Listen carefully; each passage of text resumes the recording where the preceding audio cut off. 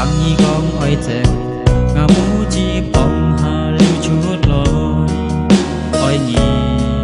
nhi biong hết ngà cài oi nhi hỏi ngài mùi nghìn bu kha cho tèn lối ngồi ngồi chín chín nhi mò leng xì nhi con chút đi kỳ bờ theo hàng nghìn xiết nhi cảm chín chi xì nhi con ngay đi trời nhà xin mô phê trở lại chi mô siêu tô tin cu nhi tuổi ngày á nhong mi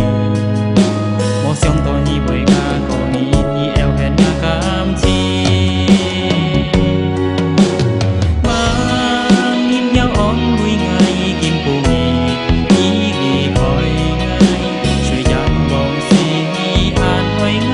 tăng hệ kín nghĩ phải tố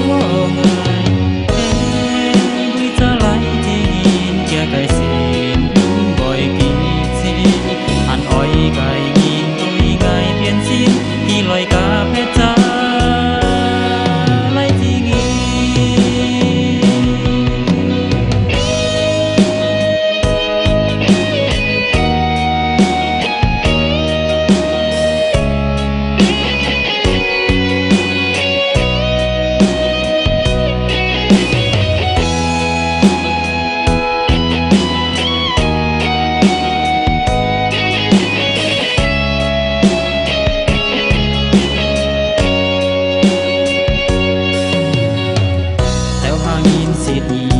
cảm chín chi xì nhi con ngay đi